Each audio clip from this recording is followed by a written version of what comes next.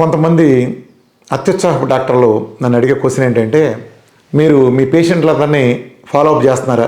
ఇది 5 ఏళ్ళు అయింది, 6 ఏళ్ళు అయింది, డేటా మీ దగ్గర ఉంచుకున్నారా? రెగ్యులర్గా మాట్లాడుతున్నారా? వాళ్ళు ఏమన్నా జరిగితే మరి మీరు బాధ్యత తీసుకోవాలి కదా. అంటే 5-6 ఏళ్ళ తర్వాత కూడా వాళ్ళు షుగర్ పెరిగిందంటే మీరేం మానిటర్ చేస్తున్నారు అని అడుగుతూ ఉంటారు. తమాషా కాకపోతే మీరేమైనా చేస్తున్నారు అట్లా చెప్పండి. ఎవరైనా చేయగలరు? ఇలా ప్రపంచంలో సాధ్యపడుతుందా? మీకు సాధ్యపడింది ప్రపంచంలో మిగిలిన చేయాలని మీరు ఎలా అంటారు?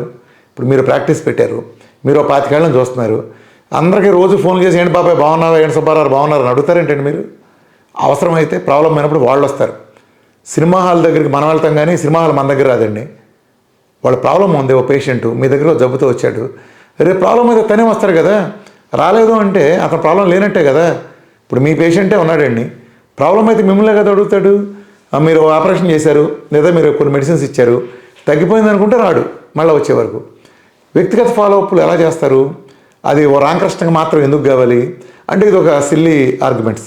ఒక ఆయన అంటారు, మంచివాళ్ళు వీళ్ళంతా వేరే కాదు, నాలెడ్జ్ లేక. రామకృష్ణ గారు డైటు చేసిన వాళ్ళలో మేమందరం చూసేసాం, పరిశోధించేసాం, తర్వాత అందరికీ వచ్చేస్తుంది. మీకంటే తెలుసండి, మీరు ఓ నెఫ్రాలజిస్ట్ కానీ లేదా ఒక కార్డియాలజిస్ట్ కానీ ఒక గైనకాలజిస్ట్ కానీ ఒక ఎంట్రోకాలజిస్ట్ కానీ అయి ఉంటారు. ఒక ఊళ్ళో మీరు ఒక ప్రాక్టీస్ పెట్టుకుని మీరు రోజుకో 50 మందినో 100 మందినో మీరు చూస్తారు. అంటే నాది డైట్ చేసిన వాళ్ళు నేను ఒక మీటింగ్ పెడితే మీ ఊళ్ళ దగ్గర నుంచి ఏ ఊళ్ళోనైనా 1000 మంది అటెండ్ అవటం, ప్రతి ఊళ్ళో నూకడి కారం వెళ్ళారు. ఎందుకని? మీరు వైద్యం చేసిన విధానం వేరు, నేను వైద్యం చేసిన విధానం వేరు. మీరు ఎలా చేశారంటే మీకు ఒక నాలెడ్జ్ ఉంది, ఆ నాలెడ్జ్ ఉంది కాబట్టి పేషెంట్స్ మీ దగ్గరికి వచ్చి మీ హాస్పిటల్లో మీకు ఆ ఫైల్ కట్టి ఇదన్నీ చూసి టెస్ట్లను చేసి వ్యక్తిగతంగా మీ సలహా తీసుకెళ్ళి పాటించారు. నేను అలా అనుకోలేదు. నేను ఏం చేశానంటే నా స్టైలు, నేను మీటింగ్లు పెట్టుకుంటా, 7 గంటలు 8 గంటలు మాట్లాడతా, దాని బ్యాక్గ్రౌండ్ సైన్స్ని పూర్తిగా వివరిస్తా. కంప్లీట్ నా వీడియోలో కానీ నా మీటింగ్స్లో కానీ ప్రతి చోట ఆ సబ్జెక్ట్ నేను వాళ్ళకి నేర్పాను. ఎలా అనేది, మీ మందులు ఎందుకు మురుగుంట్లో పారేయాలి, లేకపోతే నీ డైట్ చేయటం వల్ల ఎలా జరుగుతుంది, దీని బ్యాక్గ్రౌండ్ సైన్స్ ఏంటి, ఇదంతా ఓపెన్గా పబ్లిక్గా నేను చెప్పా. అంటే ఒక ఎడ్యుకేషన్ ఇస్తా. ఇప్పటికీ రామకృష్ణ వెళ్తున్నా నా దగ్గరికి వస్తే క్యాన్సర్ వచ్చిన వాళ్ళతో కానీ డయాబెటీస్ ఇతర వ్యాధులు వచ్చిన వాళ్ళకి నేను చెప్పేది ఒకటే, నేను మీకు క్యాన్సర్ తగ్గించడానికి డయాబెటీస్ తగ్గించడానికి ఇక్కడ కూర్చోలేదు, ఆ తగ్గే నాలెడ్జ్ మీకు నేర్పడానికి నేను చేస్తున్నాను. ఇప్పుడు ఈ నాలెడ్జ్ మీరు థియరీ నేర్చుకోండి, ప్రాక్టికల్గా మీరు చేసినాక మేము సపోర్ట్ చేస్తాం, మీకు తగ్గుతుంది. వన్స్ థియరీ తెలుసు, ప్రాక్టికల్గా మీరు తగ్గించుకున్న తర్వాత మీరే రేపొద్దున మీ బంధువులు వస్తే మళ్ళీ నా దగ్గర రామాకండి, మీరే ఇంటి దగ్గర చేసుకోండి. ఇలానే ఒక నాలెడ్జ్ స్ప్రెడ్ చేసే విధానం ద్వారా చేశాను.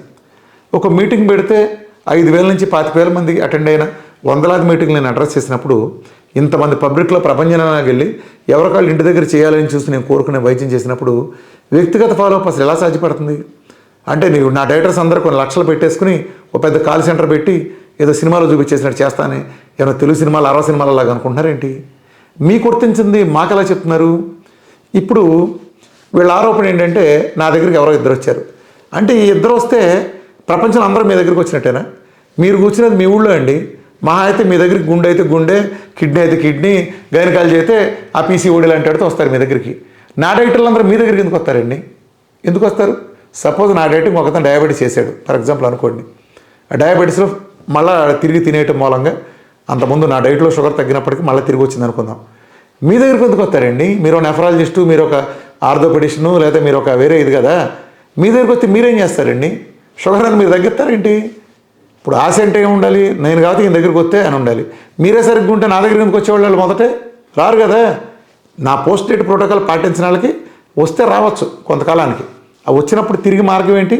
ఇంతకుముందు చేసి తగ్గింది ఉంది, ఇంతకుముందు చేసి తగ్గకుండా జీవితాన్ని కూలిపోయింది ఉంది. ఈ రెండిట్లో ఏది ఎంచుకుంటారు ఎవరైనా సరే చెప్పండి. ఇప్పుడు మనమే ఉన్నామండి, అసలు ఈ జబ్బుల గురించి మర్చిపోండి, కొంచెం లావ్ అవుతాం, ఏదో తగ్గాలనుకుంటాం, ఎక్సర్సైజ్ చేసి కష్టపడి అది చేసి కష్టపడి కొంత తగ్గుతాం, తగ్గినా రిలాక్స్ అయ్యి మామూలుగా తింటాం, మామూలుగా తినక మళ్ళీ వస్తాం కదా. మళ్ళీ వచ్చినాక మార్గం ఏంటి?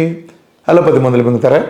తెలిసిన మార్గం ఉందిగా, ఆల్రెడీ చేసి తగ్గాంగా, ఏం చేసి తగ్గామో తెలుసుగా, అదే చేసి మళ్ళీ తగ్గుతారండి. జీవితంలో ఎన్నిసార్లు వేసుకుంటారు. ఇప్పుడు ఫ్యాన్ ఉంది వేస్తున్నాం, అవసరం ఉన్నప్పుడు వేసుకుంటున్నాం, తీసేస్తున్నాం, మళ్ళీ అవసరం ఉన్నప్పుడు వేసుకుంటున్నాం కదా. ఫ్యాన్లు ఏసీలు ఇవన్నీ అలా వాడుకుంటున్నప్పుడు ఇది మాత్రం ఏముంది, డైట్ మాత్రం ఏమవుతుంది?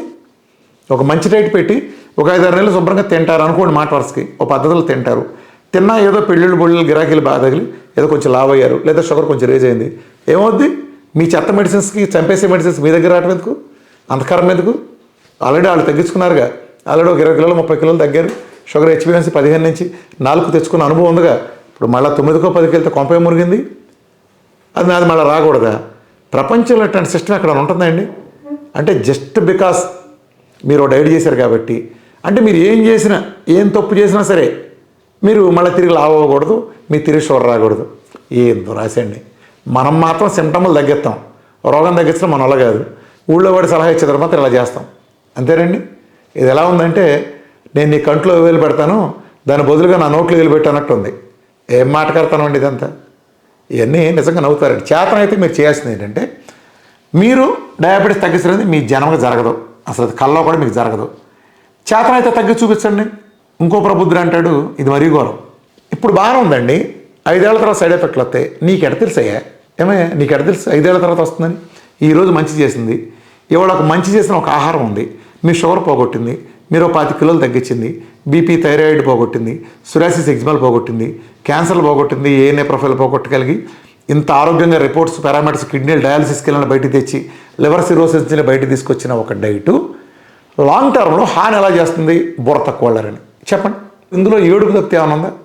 లాంగ్ టర్మ్ హాని చేయడం ఏంటి? ఒక మందు అయితే లాంగ్ టర్మ్ హాని చేస్తుంది. మీ మందులు ఎలాగో హాని చేస్తాయి కాబట్టి ఊళ్ళో అందరూ అంతేనా అంటే ఉండదా? ఎందుకు మీ హాని చేస్తాయి? మీ జీవితం అంతా, ఐడియాలజీ అంతా, అంటే మీరంటే వ్యక్తి కాదు, గుర్తుపెట్టుకోండి. ఇక్కడ మళ్ళీ రాగానే భజంత్రులేసి బయలుదేరమాకండి. మీరు అనేది ఒక వ్యవస్థనే. ఈ వ్యవస్థ చేసేది ఏంటంటే, రాగానే సిమ్టమ్ ఆపే, రూట్ కాజ్ పెరిగితే పెరిగింది, ఎవరికి కావాలి, మళ్ళీ మన దగ్గరికి తిరుగుతాడుగా. సచ్చే వరకు మందులు ఇవ్వటం ఏంటండి? డయాబెటీస్కి సచ్చే వరకు మందులు ఇవ్వటం, బీపీకి సచ్చే వరకు మందులు ఇవ్వటం. మీరు ఏదో ఒక ఆయన చెప్తారు, ఏమవుతుందండి మందులు వేసుకుంటే శుభ్రంగా తింటారు. మీరు శుభ్రంగా తినేస్తారా? మీరు శుభ్రంగా తినచ్చే పరిస్థితి మీ దగ్గర ఉందా? మీ దగ్గర ఉన్నాయి ఆంక్షలు. అంటే శుభ్రంగా తినాలి, ఆ బీపీలు మందులు వేసి బెడ్లు వేసుకుని కిడ్నీలు పోగొట్టుకోవాలి. చెప్పండి. ఇవాళ డయాలసిస్ సెంటర్కి వెళ్తే నెఫ్రాలజిస్ట్, ఏ నెఫ్రాలజిస్ట్ చెప్తారు చెప్పండి? కిక్కిరిసిపోయిన డయాలసిస్ మీ సెంటర్లో సాక్షిగా ఇక్కడ కూర్చున్న ఎవరైనా సరే చూస్తున్న నెఫ్రాలజిస్టులు కానీ గుండె మీద చేసి చెప్పండి, వాళ్ళు ఎందుకుని అందులో జాయిన్ అయ్యారు? అందులో మందులు వాడిన వాళ్ళు ఎందరో వాడకుండా ఉన్న వాళ్ళు ఎందరో చెప్పండి. అందులో ఉండే 100కి 99 మంది డే 1 నుంచి మీ వ్యవస్థను నమ్ముకుని షుగర్ వచ్చిందని 6లో ఉండగా మీ దగ్గరికి వచ్చి బలినాళ్ళు, 10 ఏళ్ల పాటు వాడినాళ్ళు, లేకపోతే బీపీకి మందులు వాడినాళ్ళు, లేదా పెయిన్ కిల్లర్ వాడినాళ్ళు, లేదా స్టెరాయిడ్లు కొట్టించుకున్నాళ్ళు. వీళ్ళే కదండి మీ దగ్గరికి వచ్చేది. మీరే కదా కారణం.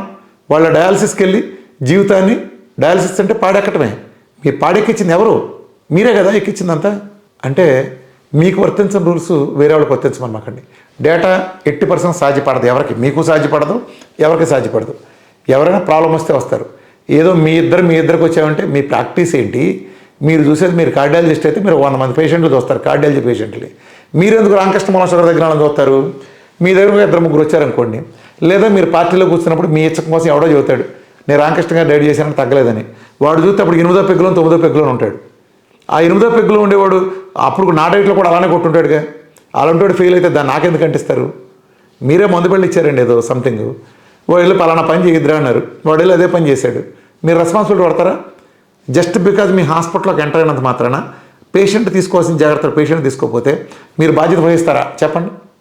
లివర్ సిరోసిస్ అని ఒకడు వస్తాడు, అరే ముందు రోడ్డు పక్కన చీప్ లెక్కర్ తాగుతున్నారా, తాగబట్టి లివర్ పోయింది, నువ్వు బతకాలంటే మానేయరా అంటారు. మీరు మందులు ఇస్తారు, రాస్తారు లివర్ సిరోసిస్ తగ్గడానికి. ఆడింటికి వెళ్ళి ఆ మందు ప్యాకెట్ ఒకటి తీసి దాంతో మీరు ఇచ్చిన మందు వేసుకుంటాడు. దాన్ని మీ ఓకేనా? రెస్పాన్సిబిలిటీ మీదేనా? ఆడి లివర్కి ఏమైనా మిమ్మల్ని జైలు వేద్దామా? మీరు వెళ్తానంటే రండి, నేను కూడా రెడీ, ఒకే బ్లాక్లో కూర్చుందాం. సిల్లీగా మాట్లాడద్దండి దయచేసి. ఏంటంటే ఇవన్నీ చాలా సిల్లీగా ఉంటాయి ఇలాంటి ఎలిగేషన్స్ అన్ని. ఇవన్నీ చూసి తలకాయ పండిపోయి నెత్తి మీద జుట్టు కూడా రాలిపోయిందండి. కాబట్టి ఏదైనా సరే ఒక ఆహార విధానం ఎట్టి పరిస్థితుల్లోనూ ఎవరికి ఏ హాని చేయదు. లాంగ్ టర్మ్లో అద్భుతం. మీరు అనాల్సిన వెర్షన్ ఏంటంటే, అరే ప్రపంచంలో ఒక డైట్, ఇంట్లో దొరికే ఆహారం, తల్లి భార్య పెట్టే ఆహారంతో ఇంతంత పెద్ద జబ్బులు తగ్గుతున్నాయే. ఒక 3 నెలలకే ఇంత అద్భుతాలు జరిగితే ప్రపంచంలో ఎక్కడ వైద్యశాస్త్రంలో జరగని అలోపతి అనేది జీవితంలో కల్లో కూడా ఊహించటానికి, కనీసం ఊహించడానికి కూడా సాధ్యపడిన అద్భుత విజయాలు ఒక డైట్తో జరుగుతున్నాయంటే, భవిష్యత్తులో అది ఏ రకంగా హాని ఎలా చేస్తుంది, ఇంకా మరింత మేలు చేస్తుంది. 3 నెలలకే ఎంత మేలు చేస్తుందంటే కొన్ని సంవత్సరాలు వాడితే ఇంకెంత మేలు చేస్తుంది అని కూడా అనుకోవాలి మీరు. అదే కదా లాజిక్ అంటే. కాబట్టి ప్రజలు ఇలాంటి ట్రాపుల్లో పడమాకండి. ఇదంతా ఒక ప్రయత్నాలండి, జరుగుతూ ఉంటుంది. ఎందుకంటే ఎప్పుడైతే ఒక టెస్ట్ మోల్ని ఫేస్ చేయలేరో ఆటోమేటిక్గా దాన్ని సైడ్ చెప్పడానికి, అంటే ఒక రాజకీయ నాయకుడు తను ఓడిపోవడం కారణాలు చెబుతారు చూసారా, ఎదురు పార్టీ రిగ్గింగ్ చేసింది, బాక్సులను ఎత్తుపోయారు, లేదా మొత్తం వాళ్ళు ఫస్ట్ టైం అడిగారు, లేకపోతే అనుభవం ఉన్నాడని అడిగారు, ఇలా కుంటి సాకులు చెప్తారే 100 కారణాలతో ఉంటాయి అన్నీ. కానీ కుంటి సాకులు ఉంటాయి కదా, ఇది కూడా అంతే. మీరు ఆత్మపరిశీలన చేసుకోవాల్సింది, ఒక బేకా మోడ్ వచ్చి మీ కళ్ళ ఎదురుగుండా హెచ్బిఎంసీ 15 ఉండేది 5 పెట్టిన టెస్ట్ మళ్ళీ పెడుతున్నాడు. సిపెప్టైడ్ వచ్చి 0.16 టైప్ 1లో, ప్యాంక్రాస్ రికవర్ అయ్యి 2.86 పెడుతున్నాడు. ఎస్ఎల్ఈలు లాంటివో లేకపోతే మయోసైటిస్ లాంటివో లేదా డెబటోగా మయోసైటిస్ కానీ ఇలాంటి అనేక రకమైన ఏఎన్ఏ ప్రొఫైల్ తగ్గిని పెడతా, సురాసిస్ తగ్గిని పెడతా.